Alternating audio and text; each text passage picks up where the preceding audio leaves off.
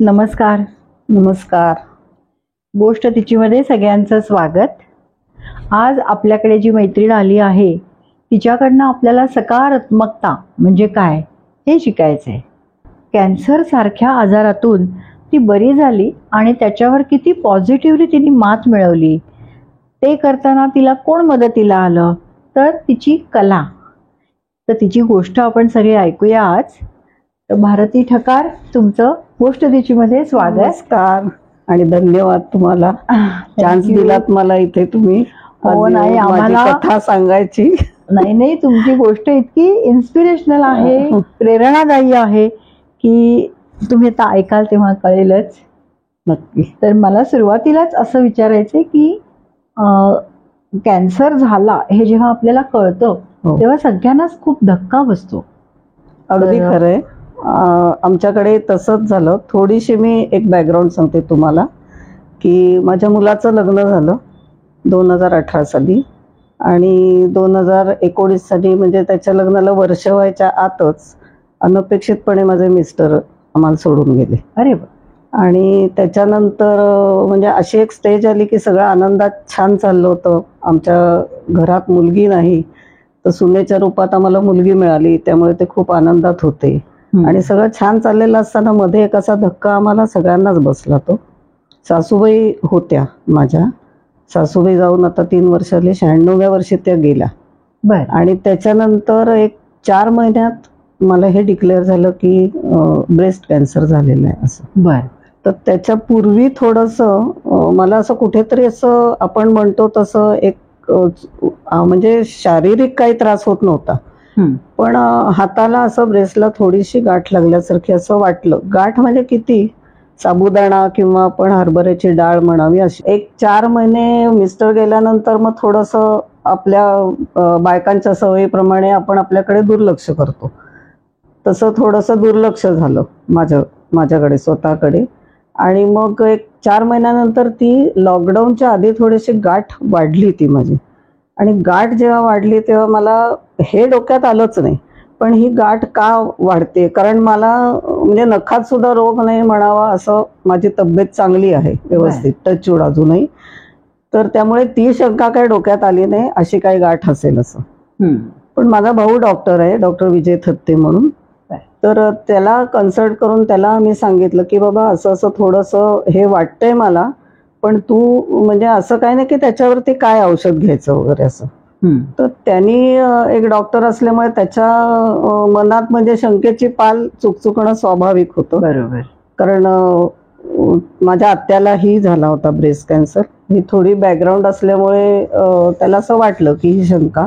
त्यांनी मॅमोग्राफी वगैरे सगळ्या ताबडतोब मला न सांगता अपॉइंटमेंट घेऊन सगळ्या टेस्ट केल्या. ती बॅड लक असं की पॉझिटिव्ह आल्या सगळ्या त्या टेस्ट. आणि मग त्यांनी त्याचे ज्ञानप्रबोधिनीमधले सगळे ते मित्र डॉक्टर कुर्लेकर वगैरे असं हे. तर मग त्यांनी दीनानाथला त्यांना कॉन्टॅक्ट करून सांगितलं की बाबा तू ऑपरेशन थिएटरमध्ये असलास तरी माझ्या बहिणीला मी पाठवतोय तिथे आणि तू तिला तपासून घे. मग त्यांनी एक निडल बायोप्सी वगैरे करून एकदा कन्फर्म शिक्कामोर्तब झाला त्याच्यावरती. मग ज्या त्यांनी अशा टेस्ट काही तिथे करून घेतल्या, पेट स्कॅन वगैरे. आज मी त्यांच्याकडे गेले आणि पुढच्या शनिवारी माझं ऑपरेशन पण झालं. पण ती सिच्युएशन इतकी वाईट होती की तेव्हा लॉकडाऊन चालू झाला होता, त्याच्यामुळे वन मॅन शो म्हणजे माझ्या मुलाला सगळं ते हे करावं लागलं. आणि मुळात कसं झालं की वडील गेल्यामुळे तो एक थोडासा धक्का 4 महिन्यांनी पाठोपाठ, त्यामुळे सून आणि मुलगा दोघंही नर्वस होणं साहजिकच होतं. पुरुष बोलून दाखवत नाही जास्त, त्याप्रमाणे त्याला ते फाईट करणं, आईला आधार देणं हे त्याला महत्वाचं वाटलं सगळ्यात. आणि माझी पोझिशन अशी झाली की मुलांपुढे मी जर का समजा डोळ्यातनं पाणी काढलं आता, कारण एक कॅन्सर म्हटल्यावरती मी पॉझिटिव्ह आहे, मी खूप धीट आहे, पण तरी सुद्धा एक कुठेतरी मनात शंकेची पाल आपण जे बघतो तिथे होतच तसं. बरोबर. मग मी काय केलं की त्यांना धीर दिला की काही नाहीये, आपण डॉक्टरकडे जाऊन हे सगळं होणार आहे. आणि हे आपल्याकडे जसे पाहुणे येतात 4 दिवसाचे तसं तुम्ही समजा, आणि काही आपल्याकडे राहणारे पाहुणे नाही आहेत. आपण त्याच्यावर डॉक्टर जे म्हणतील ते उपाय करायचा. मामा आहेच भक्कम, म्हणजे माझा भाऊ आत्तेभाऊ डॉक्टर आहे, बरोबर. जे तो सांगेल ते सगळ्या ट्रीटमेंट आपण घ्यायच्या. मग ते 8 दिवसात ऑपरेशन झालं. मला लॉकडाऊनमुळे मग जास्त दिवस ठेवून घेतलं नाही. दुसऱ्या दिवशी परत घरी सोडलं. ती नळी ड्रेन आउट व्हायची हो. वगैरे ते सगळ्या ते नवीन दागिन्यांसकट म्हणतात तसं घरी आलेली. मग ते मेजरमेंट घ्यावं लागतं की आपलं फ्लुइड किती बाहेर येतं ते. तर त्याला ते ट्रेन करून ठेवलं होतं डॉक्टरांनी. मग तो सगळं ते मेजरमेंट घ्यायचं. ड्रेसिंगला मला जावं लागायचं. आणि त्या ह्याच्यामध्ये अशा टाईपनी एक 20 दिवसानंतर मला पोर्ट बसवलं, कारण माझ्या वेन्स लहान आहेत. अच्छा. त्याच्यामुळे डॉक्टरांचं मत पडलं की किमो तर घ्यावीच लागणार होती.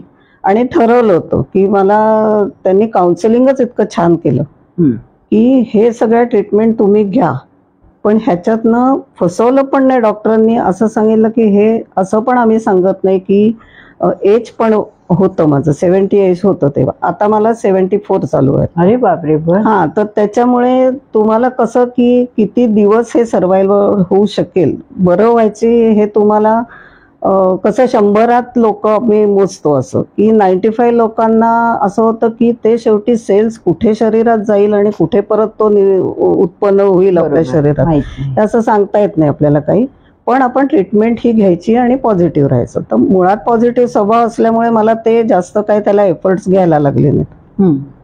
मग डॉक्टरांनी 8 किमो झाल्या, त्याच्यानंतर रेडिएशन्स झाल्या.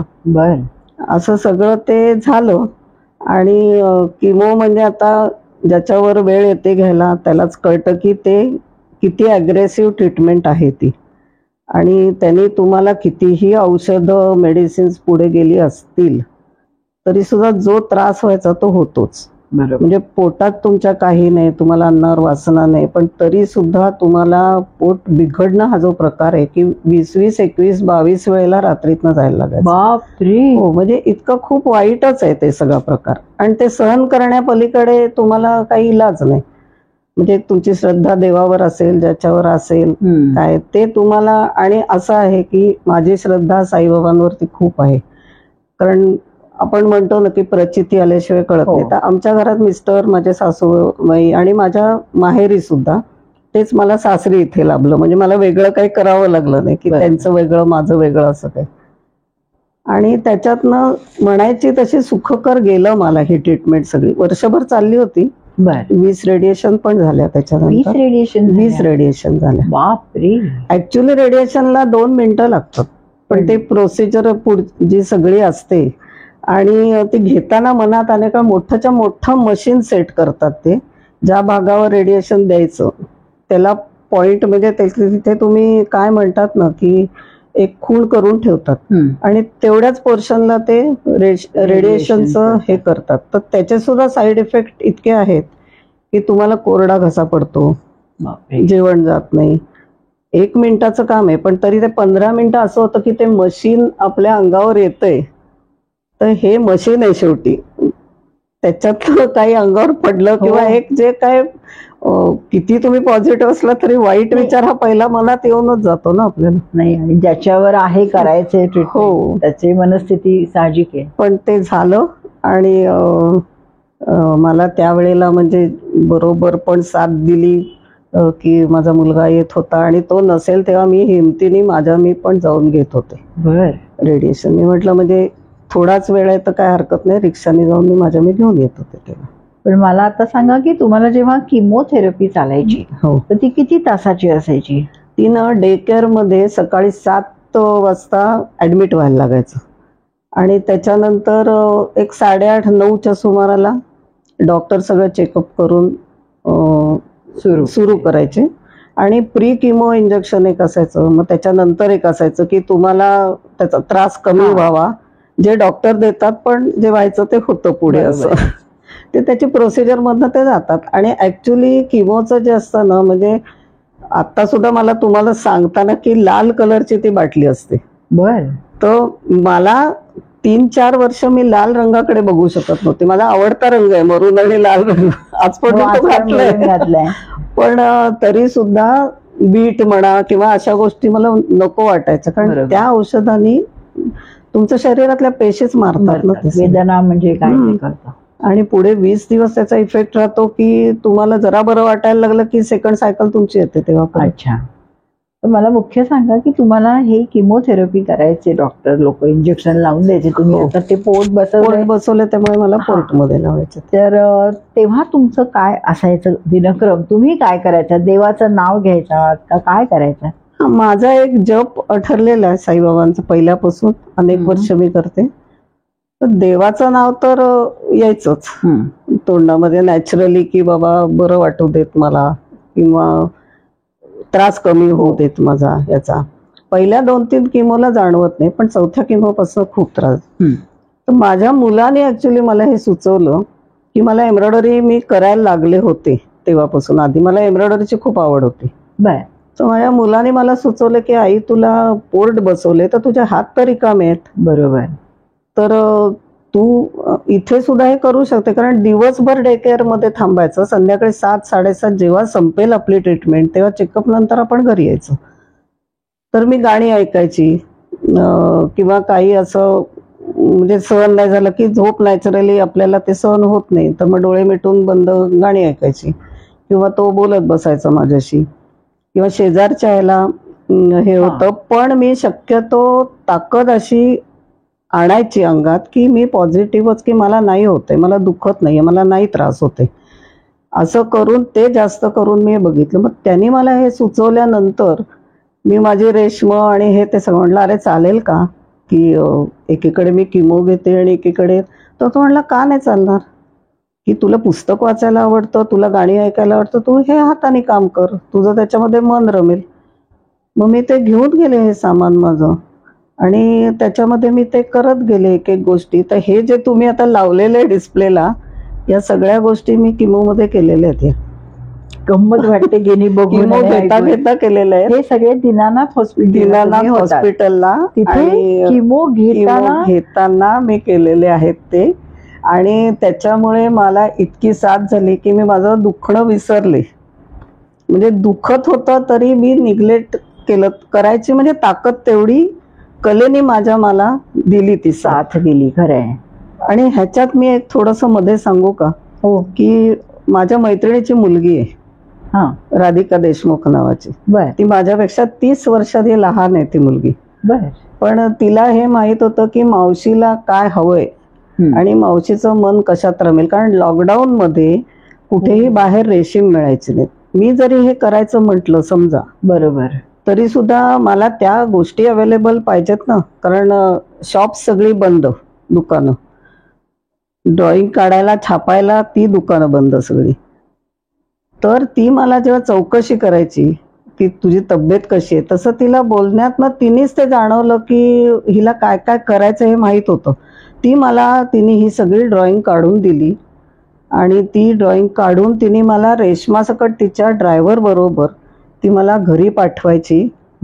सगळं तुम्ही काय म्हणतात ना हे हँडवॉश काय तेव्हा ते आपण सॅनिटायझर, तर ते सगळं वापरून ती मला हे सगळं घरी प्रोव्हाइड करायची. आणि तिच्यामुळे केवळ मी पूर्ण ही किमो तारून गेलेली आहे. ती एवढी लहान आहे माझ्यापेक्षा. तर काय काय वेळेला असं होतं ना की आपल्या सुखात आणि दुःखामध्ये कोण कशी साथ देईल ते आपण आयुष्यभर शेवटपर्यंत विसरत नाही. खरंय खरंय. तसं तिला ते आवडत नाही मी असं सारखं बोललेलं, पण मला खूप असं वाटतं की जसा देव माझ्या पाठीशी तसं ती माझ्या पाठीशी या उभी होते, म्हणून मी हे सगळं निभावू शकले सगळं त्याच्यामधून. नाही राधिकाताई, तुमचं खरंच कौतुक आहे. लहान असून सुद्धा हे जाणलं ना, हे कौतुक आहे. जे आतून आलं तुम्हाला की नाही ह्यांना आता काय हवं ह्याचं खरंच कौतुक वाटते तुमचं. आणि कापड रेशीम ड्रॉइंग काढून पाठवायचे, त्याच्यामुळे मी एवढं सुंदर करू शकले. बरोबर. आणि ते डॉक्टर बघायचे की ह्या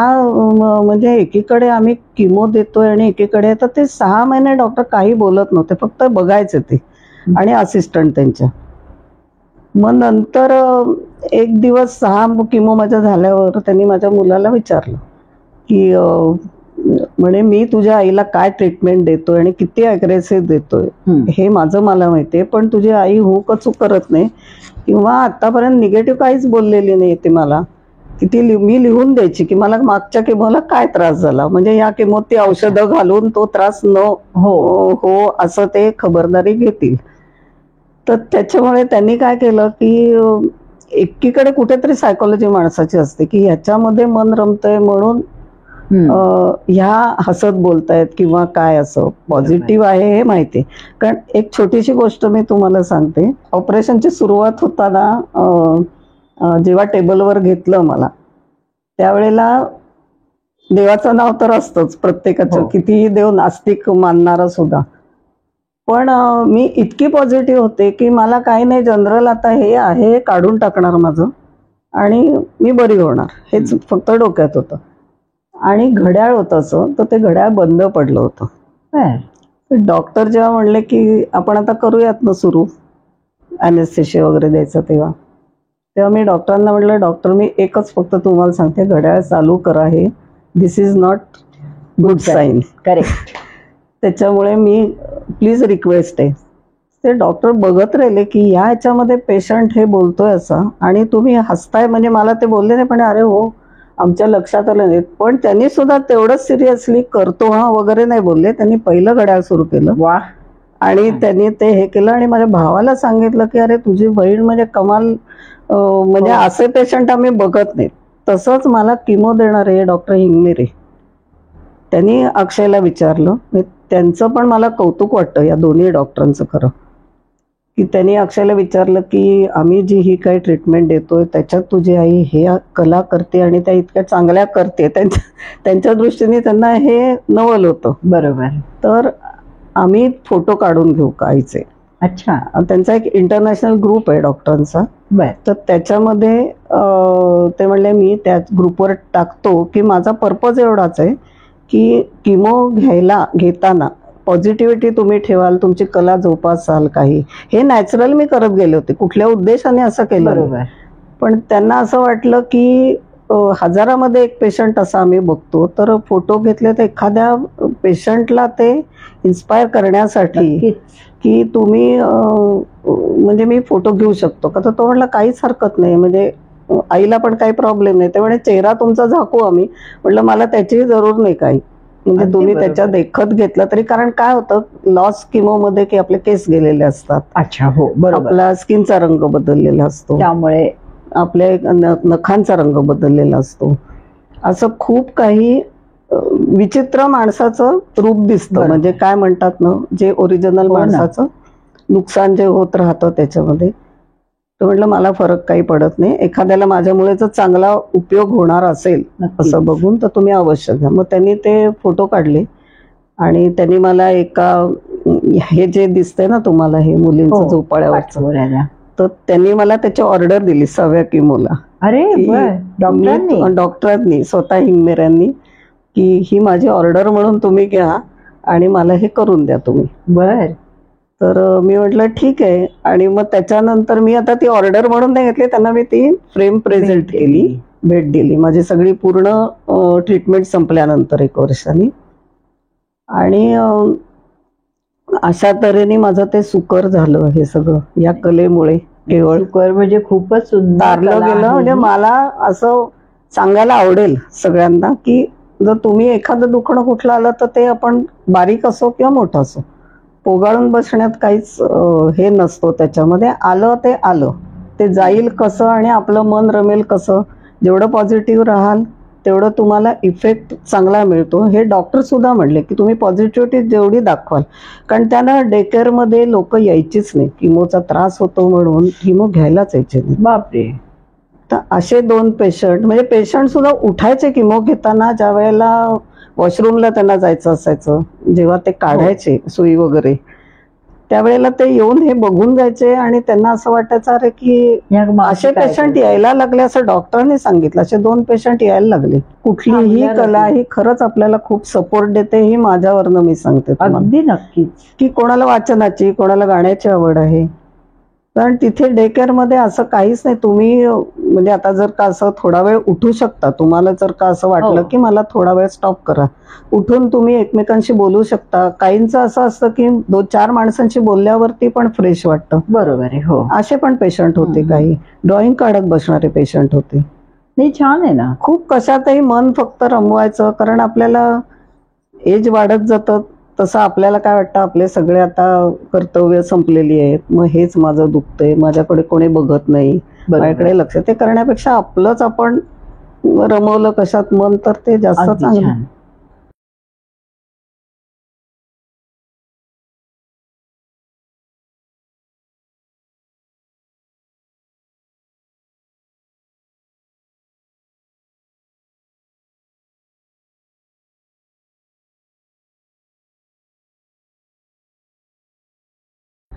आता हे सगळे तुम्ही फोटो जे बघितलेत ते सगळ्या डॉक्टर्सचे आणि डॉक्टर्सनी यांच्याबरोबर काढलेले होते.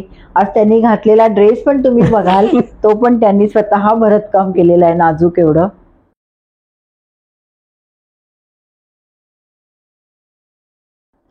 तर हे जे फोटो बघितले त्यात तुम्हाला लक्षात आलं की आता भारतीताई आपल्या बऱ्या झाल्या, किमो वगैरे सगळ्या संपल्या, रेडिएशन संपले.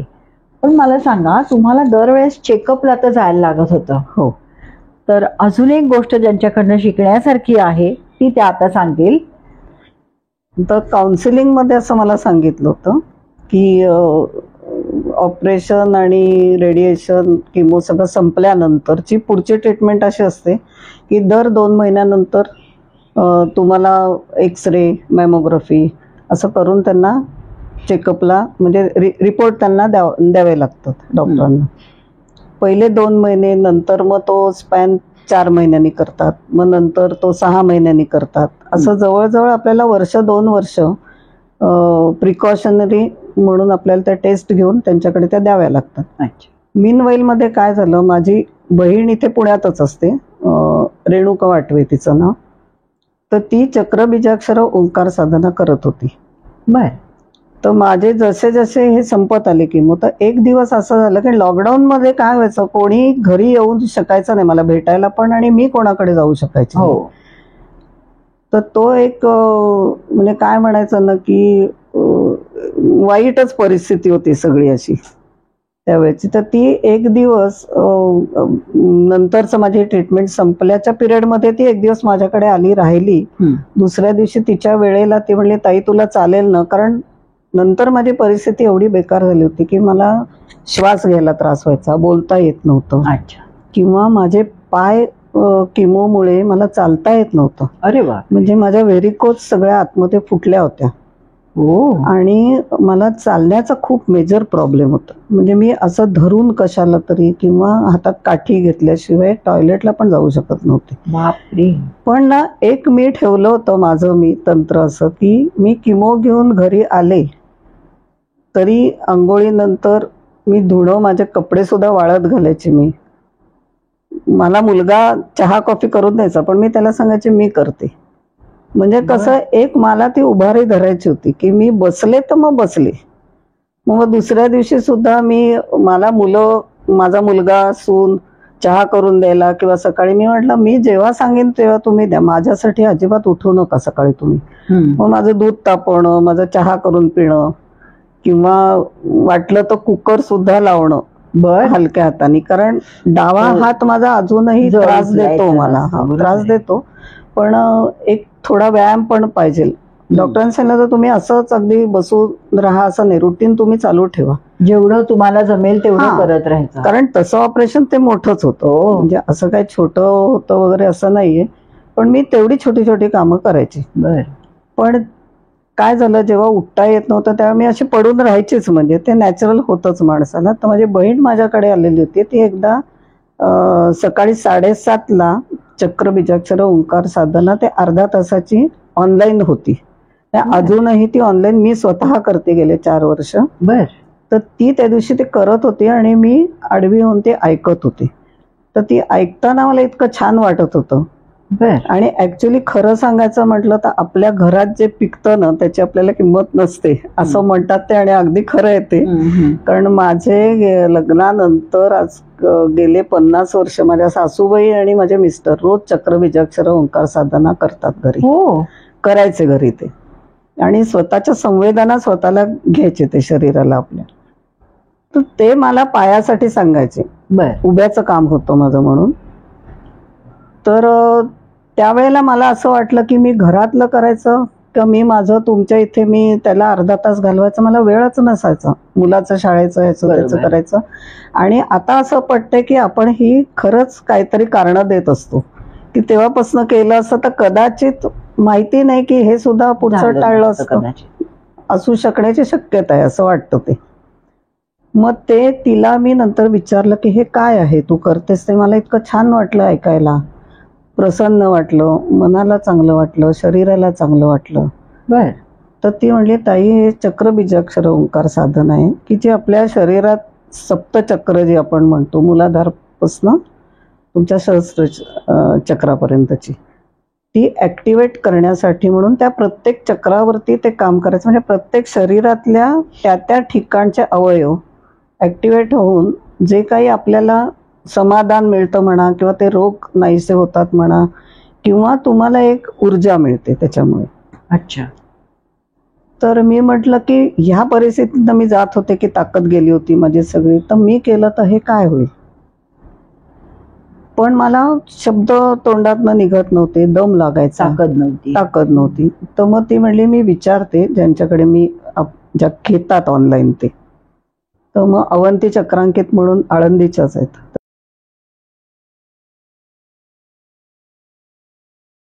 तर त्यांना तिने फोन करून विचारलं आणि त्यांनी सांगितलं की नुसतं ऐकू देत, ज्या ज्या वेळेला तोंडातनं शब्द बाहेर पडतील त्यावेळेला करू देत. मग मी एक 8 दिवस नुसतं असंच तिने मला लिंक पाठवायची, मी ऐकत राहायची.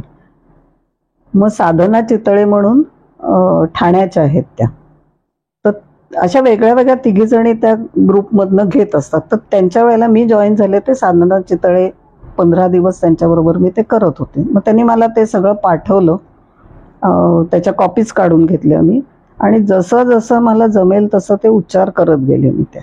बर.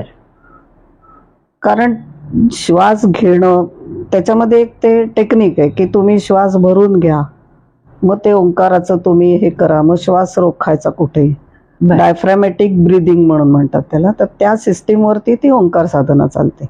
मग तुम्ही ओटीपोट आत घ्या, मकार ओंकार जेव्हा मकार सोडाल त्यावेळेला. तर त्या गोष्टी काय मायाच्याने व्हायच्या नाहीत त्यावेळेला, पण तरी सुद्धा मी ते मनातल्या मनात प्रयत्न करत राहायचे. एक दिवस असं झालं की तोंडातनं शब्द फुटायला लागले, मला असं म्हणावं असं वाटायला लागलं. मग हळूहळू आवाज बाहेर यायला लागला, मग हळूहळू माझा मोठ्यानं आवाज यायला लागला. असं 1.25 महिना झाल्यानंतर, एक दिवस 1.25 महिना ते 1.5 महिना झाला असेल करायला सुरुवात करून. आणि जे मला धरून आधाराशिवाय उठता येत नव्हतं, आधाराशिवाय चालता येत नव्हतं, ते माझ्या लक्षात आलं नाही. पण मी म्हणजे टॉयलेटपर्यंत, किचनपर्यंत, बेडरूमपर्यंत कोणाचाही आधार न घेता मी असं चालत होते, न धरता कुठेही, किंवा उठून माझे मी स्वतः. आणि 4 दिवस असं झाल्यावरती माझ्या लक्षात आलं, अरे माझे पाय एकदम फुलासारखे, म्हणजे फुलपाखरासारखे हलके झालेत. वा. आणि मी अशी चालू कशी शकते, म्हणजे माझं मलाच आश्चर्य की एकदम काय मिरॅकल झालं हे. तर मी माझ्या मुलाला म्हटलं, अरे तुझ्या लक्षात आलंय का मी कुठे न धरता चालते. तर तो म्हटला ठीक आहे. म्हणजे माझ्या मुलाचं वाचन प्रचंड आहे, म्हणजे आध्यात्मिक ह्याच्यावर पण आहे आणि सगळ्याच विषयावर.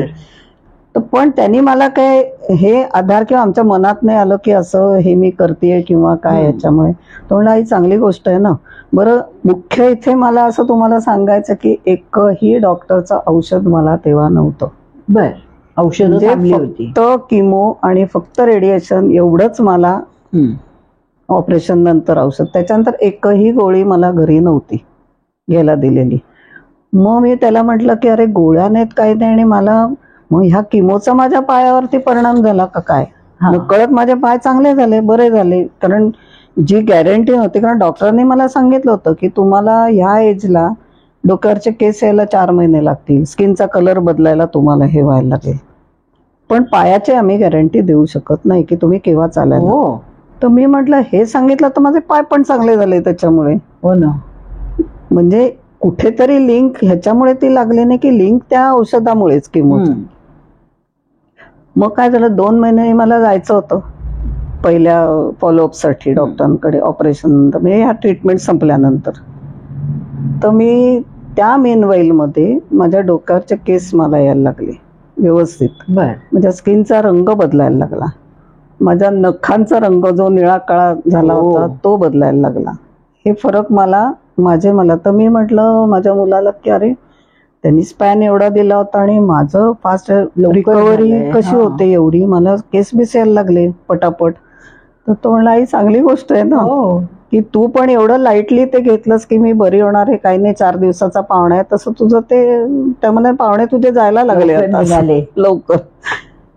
तर मी म्हटलं तर डॉक्टर काय म्हणतात इथे माझं हे होतं खरं सांगायचं तर की डॉक्टरांचं म्हणणं काय आहे मला बघितल्यावर, कारण मी व्हीलचेअर आणि धरल्याशिवाय मी जाऊ शकत नव्हते त्यांच्या रूमपर्यंत आणि बेडवरती सुद्धा तपासायच्या आधाराशिवाय चढू शकत नव्हते. मग तो दिवस उगवला की डॉक्टरांकडे आम्ही गेलो. माझ्या पायाने मी चालत गेले तर ते पहिले माझ्याकडे बघतच राहिले डॉक्टर. त्यांना आश्चर्य वाटलं की माझ्या डोक्यावर केस आलेत, माझा रंग मूळ माझा झालेला आहे आणि ही बाई चालत आली, म्हणजे मुलाचा हात धरला नाही, कुठेही धरला नाही, व्यवस्थित माझी मी बसले. ते म्हणले अरे वा खूपच छान बदल झालाय तुमच्यामध्ये, तुम्ही काही औषध घेताय का वेगळं, आपलं तर तुम्हाला काही औषध नाहीये, मग तुम्ही आयुर्वेदिक घेताय का तुम्ही होमिओपॅथी घेताय. पण मी म्हटलं मी काहीच घेत नाही औषध, की तुम्ही जे सांगितलेले व्यायामाशिवाय माझं काही औषध नाही. बरं हे काय, मला त्यांनी 3-3दा प्रश्न विचारले की अहो म्हणे तुमच्यात फास्ट बदल होतोय, तर असं कसं, हे मिरॅकल आहे. हो एवढी लवकर प्रगती होती. पण मला हे काहीच डोक्यात आलं नाही आणि कारण त्या ॲलोपॅथीशी काहीच संबंध नाही ना. मग त्यांनी तपासलं पूर्ण, पण त्यांचा तो प्रश्न काय डोक्यातला जाईना की तुम्ही काहीतरी औषध घेतल्याशिवाय तुमच्यात फरक कसा. म्हटलं डॉक्टर तुम्ही इतकं मला विचारताय, पण मी खरोखर तुम्हाला अगदी फ्रँकली सांगते की मी एकही गोळी चालू नाही, मी आयुर्वेदिक घेत नाही, मी हे पण आता तुम्ही मला 10 वेळा विचारते तर मी सांगू का नको असं मला होतं, कारण इथे कुठे लिंकच नाही येत नाही. तर मी चक्रबीजाक्षर ओंकार साधना करते. मग तुम्ही काय करता चक्रबीजाक्षर ओंकार साधना. तर मग त्यांना मी ते सांगितलं असं असं ऑनलाईन आहे ते मी करते. पण त्याच्याशी तर ते म्हणले की काय म्हणतात ना की ही ओंकार साधनेला असं म्हणतात की विश्वस्पंदाचा नाद म्हणजे ओंकारनाद, की ओंकार हा पूर्ण विश्वामध्ये भरलेला आहे. म्हणजे तुम्ही तो ऑनलाईन कुठेही तुम्ही परदेशात बसून जरी तो केलात तरी तो ऑरा त्याचा सगळीकडे घुमत असतो. तर त्याचा परिणाम नकळतपणे हा शरीरावर होतो. पण आम्ही हे औषध म्हणून नाही सांगू शकत, तुमची पॉझिटिव्हिटी आणि हे कुठेतरी तुम्हाला सपोर्ट म्हणून. औषधं तर घ्यावी लागतात, पण मी तुम्हाला का विचारलं की तुम्हाला मी काहीच औषध दिलं नव्हतं. आपल्या ट्रीटमेंटमध्येच तुम्हाला अग्रेसिव्ह एवढी दिली होती की पुढे औषध 2 महिन्यानंतर मी ठरवणार होतो की असं काय द्यायचं तुम्हाला. म्हणून मी तुम्हाला हा प्रश्न विचारतो, पण माझ्याही डोक्यात इथे कुठे लिंक लागली नाही. माझ्या डोक्यात असं चाललं की तुम्ही नक्की काहीतरी घरगुती उपाय किंवा ॲलोपॅथी सोडली तर आपण आयुर्वेदिक सपोर्टिव्ह असं काहीतरी घेतो आपण त्याला. तर मग त्यांनी मला एकच सांगितलं की जे तुमचं चालू आहे ना ते तुम्ही बंद करू नका. एक तर तुमचा मुळात स्वभाव पॉझिटिव्हिटी तुमच्यामध्ये असल्यामुळे, धीटपणा असल्यामुळे तो तुम्हाला सपोर्टच करेल. तर आता मी तुम्हाला असं सांगतो की तुम्ही 2 महिन्यांनी माझ्याकडे येऊच नका. अरे काय गो बाई, पुढच्या 2 महिन्यांनी येऊ नका. तर मला पंचायत अशी झाली की असं कसं तुम्ही म्हणताय की जे तुम्ही मला काउन्सिलिंग मध्ये सांगितलं होतं तर त्याप्रमाणे माझं तुमचं आहे ते चालू राहू देत. तर ते म्हणले की अहो तुमचा रिपोर्टच एवढे मला सांगतायत, मीच तुम्हाला काउन्सिलिंग केलं तर मीच सांगतोय की तुम्ही येऊ नका 4 महिने माझ्याकडे.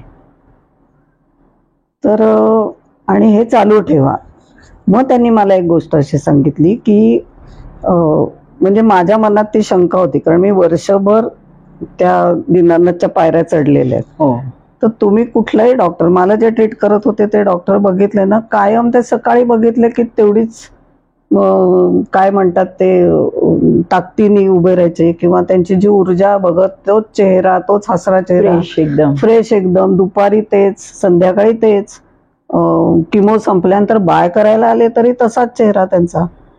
तर म्हटलं दिवसभर त्यांचा कसा काय असा चेहरा. तर त्यांनी मला काय सांगितलं की आम्हाला सुद्धा एवढे म्हणजे पेशंट आम्ही बघतो, वेगवेगळ्या टाईपचे कॅन्सर असतात, वेगवेगळी औषधं असतात, तर त्यांची निगेटिव्हिटी नॅचरली येते की नाही आपल्याकडे. काय एवढे कोणी पेशंट असं छान वाटते मला वगैरे एवढ्या मोठ्या आजारातले कोणी असं म्हणणारच नाही, किंवा चेहरे पडलेले मलूल चेहरे असे, तर ती निगेटिव्हिटी आमच्याकडे येते. तर डॉक्टर केळकरांनी, तुम्हालाही सगळ्यांना सांगून ठेवते मी मुद्दाम, की तुम्ही युट्यूबवर जाऊन बघा, दीनानाथ टाका, आणि डॉक्टर केळकरांच्या याच्यावरती त्यांनी ओंकार रूम केलेली आहे, तिथे मेडिटेशनसाठी रूम स्पेशल केली आहे दीनानाथ मध्ये.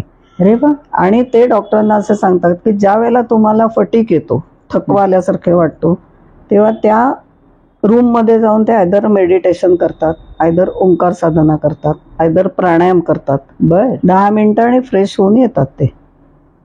मग त्याची मेख मला त्यावेळेला कळली की हे डॉक्टर इतके हरणाच्या वेगाने पळत असतात सगळीकडे. खरंय. आणि म्हणतात असं की दिवस रात्र ते फ्रेश असतात. आणि मला मग पटलं की ते काय म्हणले, आम्ही औषध बंद करून काय हे नाही, हे सपोर्ट आहे शेवटी. तुम्हाला औषध आणि ट्रीटमेंट ही घ्यायचीच आहे तुम्हाला ह्याच्यामध्ये, त्याच्याशिवाय तुमची सुटका त्याच्यातनं नाही. पण याला सपोर्ट म्हणून हे तुम्ही सोडूच नका आता. नाही, खूपच छान. आणि मग त्याच्यामुळे मला एवढा फायदा झाला की जे म्हणजे चालण्याची जी गॅरंटी नाही, म्हणजे माणसाचं आयुष्यच बसलं ना सगळं. आणि माझा नेचर नाहीये तसा स्वस्त बसायचा. आणि ह्याच्यामुळे म्हटलं आपल्याकडे काय आले, पण ते देवानी, आपण म्हणतो ना की कृपा असते एक स्वामींची म्हणा, किंवा पूर्वजन्म पुण्य आई, माझ्या मिस्टरांनी जे काय करून ठेवलं होतं ते, त्याचे एक माझ्या मागे त्यांची जे काय सपोर्ट होता तो, आईवडिलांची पुण्याई, आपण जे चांगले कामं केले त्याचं जे मिळतं फळ ते अशाच वेळेला मिळतं, याचा माझा पूर्ण विश्वास आहे. खरंय खरंय. आणि त्याच्यातनं खरंच मी बाहेर आले, म्हणजे मला सांगायला आनंद वाटतो त्याचा. ही एवढी तुमच्यामध्ये पॉझिटिव्हिटी वगैरे आहे, तुमचे आई वडील नक्कीच त्याचे कसेच त्याच धर्तीचे असावेत. ते काय करत होते? आता सांगते, माझी आई हाऊसवाईफ, तिला स्वयंपाकाची आवड, तिला भरतकामाची आवड, पण त्यावेळेला ते पूर्ण तिचं काय म्हणतात ना ते एकूण जबाबदाऱ्या, मुलं, ह्याच्यामध्ये ते नाही होऊ शकलं ते. आणि वडील माझ्या रेल्वेमध्ये सर्व्हिस करायचे, लोको ड्रायव्हर होते ते, आणि ते रिटायर्ड झाले, ते डेक्कन क्वीनवर झाले. पण त्यांचं सांगायला मला अभिमान असं वाटेल की ऍक्सिडेंट फ्री सर्व्हिसचा त्यांना अवॉर्ड मिळाला रेल्वेचं. क्या बात आहे. जेव्हा रिटायर्ड झाले तेव्हा. मस्त मोठं फंक्शन करतात ते. हो का? आणि सिग्नल तोडणं नाही किंवा काही अशा ह्याचं शिस्तबद्ध. म्हणजे ते लाईफ इतकं डेंजर आहे खरं, की कुठल्याही वेळेला कॉल आला तर त्यांना जावं लागतं. म्हणजे रात्री अपरात्री गाडीवरती ड्युट्या करायचं. अच्छा. पण लास्ट डेक्कन क्वीन म्हणजे एकच ती ट्रेन, म्हणजे ती सकाळ ते संध्याकाळ, की त्यांचं एज रिटायर्ड व्हायच्या मार्गाला, म्हणजे मग ते एकच देतात तेवढं ते. नाही, आणि जबाबदारी असते एवढी, जबाबदारी, खूप जबाबदारी. आणि खूप लोकांचा, म्हणजे असे पण त्यांनी केसेस हँडल केलेत की ऍक्सिडेंट, रात्रीच्या वेळेला गाडीवर ट्रेनवर असताना ऍक्सिडेंट झालेले, ते तसंच सोडून त्यांना यायला नाही, म्हणजे त्यांना तसा अलाउड नव्हती, तर ते उचलायचं, जे काही अक्षरशः 2 तुकडे झाले असले तरी ते उचलायचे, केबिन मध्ये घालायचे, ड्रायव्हरच्या केबिन मध्ये, आणि नेक्स्ट स्टेशनला ते अरे बापरे उतरवायचं. इतकं ते वाईट. पण वडील माझे खूपच पॉझिटिव्ह, ते वडिलांचं माझ्याकडे थोडं आले. आणि आई कायम वडील घरी येईपर्यंत घाबरलेले, कारण साहजिक आहे ना, 3 मुलं आम्ही, आणि वडील केव्हा येत आहेत अशी सर्व्हिस ट्रेनची त्यांची. तुम्हाला एक भाऊ, मला एक भाऊ, एक बहीण. माझा भाऊ आहे तो आर्किटेक्ट आहे, इंटिरियर डेकोरेशन पण तो करतो, फ्लॅट आपले नवीन झाले की सजवतो सुंदर, त्यालाही त्याचा अवॉर्ड मिळाले. वहिनी आणि तो रोटरीचे हे आहेत. माझी बहीण हैदराबादला होती, आणि तिने पूर्वीचे जे उर्जिता जैनचे प्रॉडक्ट्स होते, हर्बल प्रॉडक्ट्स, बरोबर, तर त्याचं ती फेशियल वगैरे शिकून घेतलं तिने ते सगळं. ती फेशियल पण तिथे करायची, आणि काय म्हणतात ना, फ्रँचायझी तिने घेतली होती पूर्ण हैदराबादच्या पार्लर्सना ती पुरवायची. उर्जिता जैन. उर्जिता जैन खूप छान नाव होतं. बरोबर आहे. आता ती पुण्यात सेटल झालेली आहे. अच्छा. आणि तुमचं जबाबदारी. शिक्षण काय झालं? माझं शिक्षण मी म्युझिक घेऊन SNDT कॉलेजला मुंबईला अरे, केलेलं आहे. मुंबईला? मुंबईला केलं म्हणजे कारण तुम्ही आम्ही सगळे मुंबईत मुंबईला होता? अच्छा, मुंबईला बरं. माझ्या वडिलांना क्वार्टर्स होत्या रेल्वेच्या, बर माटुंगा, सायन आणि कल्याण. हो. असं माझं शिक्षण कल्याणमध्ये झालेलं आहे, बर US स्कूलमध्ये, आणि कॉलेज SNDTला. बर आणि सायनला जेव्हा मला क्वार्टर मिळाले तेव्हा माझं लग्न 70 साली झालं. 1970ला 19 वर्षाची होते मी. अरे बापरे, एवढ्या खूप लहान वयात लग्न झालं माझं. Arrange marriage? Arrange marriage. मग कुठे लग्नानंतर कुठे आला? लग्नानंतर पुण्यात. पुण्यात आला. पुण्यात. बरं. मग त्याच्यानंतर काय तुम्हाला मूल बाळ वगैरे? मला लेट झाला मुलगा खूप. हा 18 वर्षांनी मुलगा झालेला आहे अच्छा. मला. एकच मुलगा आहे. आणि मिस्टर काय करत होते? मिस्टर माझे महाराष्ट्र बँकेमध्ये बर. सर्व्हिस करत होते. आणि मग आता मुलाचं पण लग्न वगैरे झालं? आता मुलाचं लग्न झालं. आणि मग तुम्ही काय करायचं लग्नानंतर पुण्यात येऊन? लग्नानंतर कसं झालं की माझे सासरे रिटायर झाले त्यावेळेला आणि मला गाणंच पुढे शिकायचं होतं. बर. तर मी क्लासेस जॉईन केले होते. मोहम्मद हुसेन खा अरुण म्युझिक क्लास म्हणून टिळक रोडला आहेत, बर. की त्यांचा नातू अली हुसेन तुम्ही ऐकलं हो. असेल आता नाव. तर ते रफीची गाणी सगळी किंवा ओपी नयरची प्रोग्राम मधुरा दातार आणि ते म्हणून बर. अरे करतात वा. तो.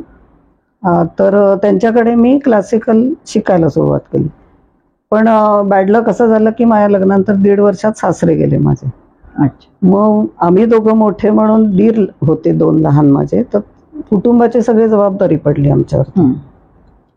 मग मी थोडंसं ते पूर्वीचं तुम्हाला आठवत असेल की हिंदुस्तान लिव्हरचे ते घरोघरी विक्रीसाठी जायचे, सिग्नल टूथपेस्ट, फ्री सॅम्पलिंग वगैरे हो, असं काय अच्छा. काय होतं ते. बर. तर माझ्या सासूंची मैत्रीण ते काम घेऊन त्या करायच्या, तर मला जरूर होती म्हणून मी ते करायला लागले, सुरुवात केली. तर ते त्याची थोडीशी बॅकग्राऊंड सांगते अशी की ते रोज 60 घरं झाल्याशिवाय तुम्हाला पूर्ण दिवस भरायचा नाही तुमचा. अरे बापरे. आणि त्यावेळचं 71-72 सालचं पुणे म्हणजे अशी जवळजवळ बिल्डिंग मिळायच्या नाही हो, तुम्हाला. लांब लांब एरिया अशा ठरवून दिलेल्या असायच्या की युनिव्हर्सिटी रोडला तुम्ही जा म्हणजे मग आपण शोधून काढायच्या बिल्डिंग, आणि मग तिथे परवानगी घेऊन, किंवा प्रभात रोडला बंगले तिथे परवानगी घेऊन असं मग आपण जाऊ का, वॉचमन बाहेर बसलेले असायचे. असं करत ते आपले 60 रेकॉर्ड घरं असायचं करायची. की ते कुठल्या बिल्डिंग मध्ये गेलात, कोणाकडे गेलात तुम्ही, तर ते कॉल असायचा तो, मग टिक मार्क करायचा. असे 60 घरं दिवसभर फिरल्यानंतर एकतर कधी कधी प्रॉडक्ट विकायचं असायचं, कधी फ्री सॅम्पलिंग. बर. पण तो काळ असा होता फ्री सॅम्पलिंगला सुद्धा लोक नको म्हणायचे, कशाला तुम्ही आलात आमच्या दारात. हो. अरे बाप. म्हणजे चांगली लोक चांगल्या पद्धतीने आपल्याला वागणूक द्यायची, पण काहींना नाही चाललंय. शेवटी माणसाचे स्वभाव वेगळे, त्यांना तो त्रास व्हायचा. त्यांच्याकडे बोलणी खाऊन सुद्धा दारं फटकन लावून बाहेर. तर असं मी ते थोडे दिवस केलं. आणि त्याच्यातनं मला एक कॉस्मॅटिक्सची कंपनी होती मॅक्स फॅक्टर म्हणून पूर्वी, ती फॉरेन कोलॅबरेशनची, म्हणजे तिकडेच होतं त्यांचं सगळं. बर. तर तिथे मला इंटरव्ह्यूला तुम्ही जा म्हणून चान्स आला. आता बेसिक माझा याच्याशी काही संबंधच नाही की तुम्ही मेकअपच्या आधी फाउंडेशन लावता का वगैरे, त्या गोष्टीच नाही. आपलं ते टॅल्कम पावडर घ्यायची, आपण जनरल ते होतो त्यावेळेस तसं ते. बरोबर.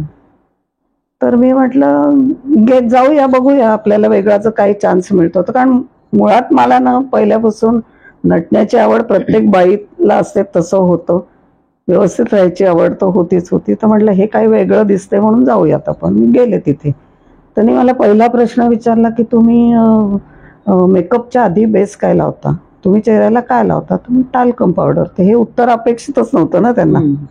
त्याच्या आधी फाउंडेशन असतं, क्लीनअप करतात वगैरे.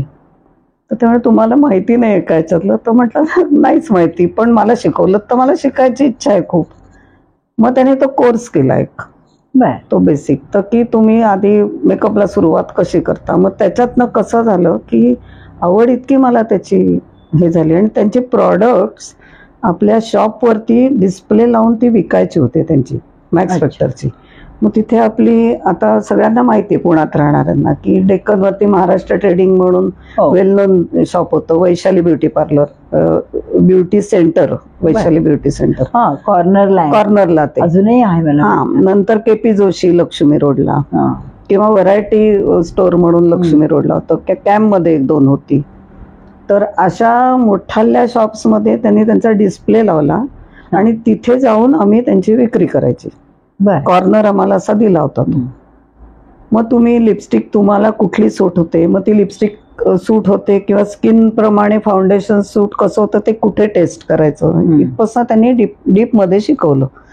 मग त्याच्यातनं मला असं वाटलं की मी जर का आता फिरून ही नोकरी करते तर मी घरी बसून, म्हणजे खरं सांगायचं तर महाराष्ट्र ट्रेडिंग मधले जे मुदगल लोक, मग ते हे मला मिस्टर माझ्या आणायला यायचे जेव्हा शॉपचं टायमिंग म्हणजे 2 वेळा असायचं, सकाळ आणि रात्री. अच्छा. तर त्यावेळेला त्यांची दोस्ती झाली आणि मित्रत्वाचं नातं असं झालं आमच्या, एकाच वयाचे असल्यामुळे.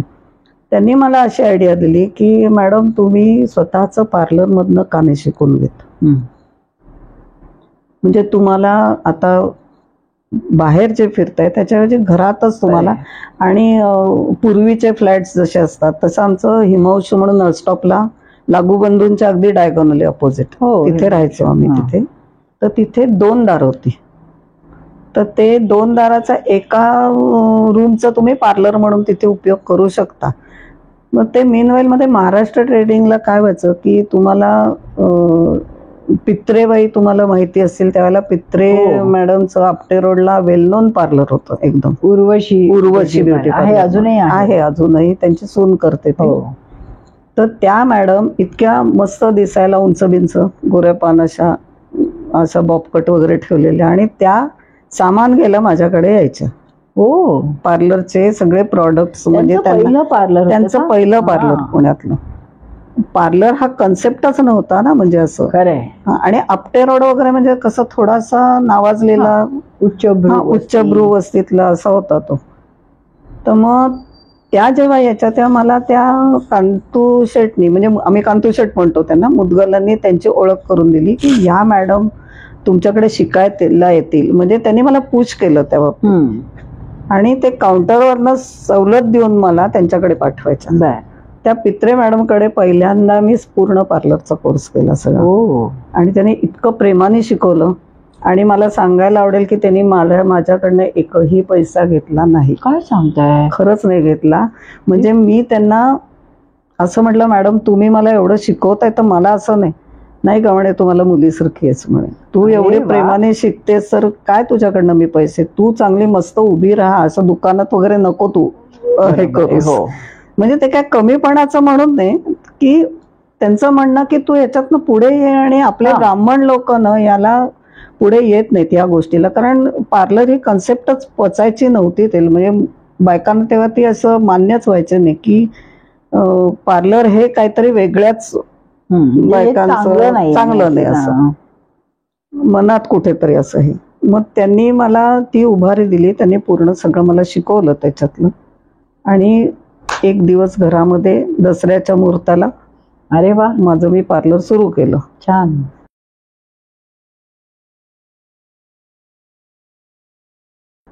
तर त्याची सुद्धा गंमत अशी की आता ओपनिंगला जनरली आता पार्लरचं म्हणजे वेल नोन कोणीतरी अभिनेत्री म्हणा किंवा या क्षेत्रातलं बोलवतात, तर माझ्या पार्लरचं ओपनिंग विद्या बाळणी केलेली, जे कम्युनिस्ट. बर, विद्या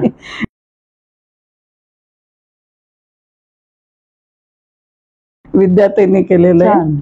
आणि अशा टाईपने पार्लर सुरू झालं तिथे माझं. पण मग घरच्यांचा सपोर्ट होता? हा, थोडासा माझ्या सासूबाईंचा नव्हता, कारण केस कापायचे घरात, तर ते थोडंसं त्या, पण खरं सांगायचं ना, थोडीशी बॅकग्राऊंड त्यांची तात्पुरतीच ती अशी जरा चलबिचल झाली, पण त्या सुद्धा पुढारलेल्या विचाराच्या होत्या. म्हणजे कसं की माझ्या सासऱ्यांनी पिक्चरमध्ये काम केलेले.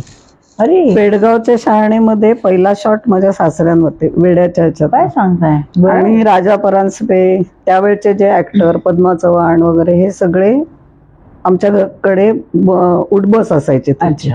किंवा पु ल देशपांडे त्यांचे मित्र होते.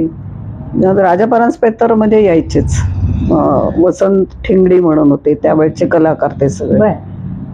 तर त्यामुळे थोडंसं त्या माणसांच्या मध्ये उठबस असल्यामुळे त्यांची थोडेसे पण ते ह्या पार्लरचं मेकअप पर्यंत त्यांची मजल होती, पण केस कापणं हे जरा नॅचरल होतं थोडंसं.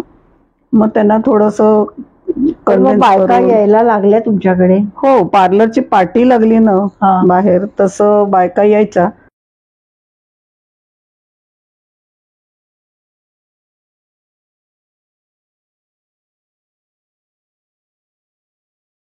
पण एक गंमत सांगू का तुम्हाला इथे? आता कसं उघडपणे आपण सगळेच जातो, पार्लर हे एक आपला आवडीचा विषय आहे, प्रत्येक गोष्ट करायला जातो. त्यावेळेला बायका संकोचून घाबरत यायच्या आणि चोरून यायच्या पार्लरमध्ये.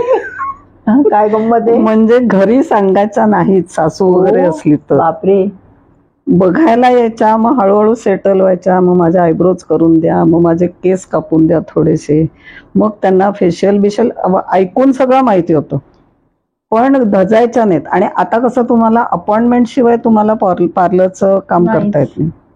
त्यावेळेला इतकं कॉपरेट करायचं, कारण सगळ्यांच्याचकडे चोरीचा मामला म्हणतात तसंच होतं ते. बरोबर आहे. तर मी जरा पुस्तक बदलायला आले असं सांगून आले, तर माझं जरा थोडं आधी करून देता का? आणि दुसऱ्या पण बायका सपोर्ट करायच्या, ज्यांच्याकडे सासू वगैरे नसेल, ज्यांना फ्रीडम अशा बायका सपोर्ट करायच्या त्यांना. आता ऐकून पण गंमत वाटते. ऐकून खूप गंमत. त्यातल्या 1-2 गमती तुम्हाला सांगते मी, वेळ असेल तर आता आपल्याला.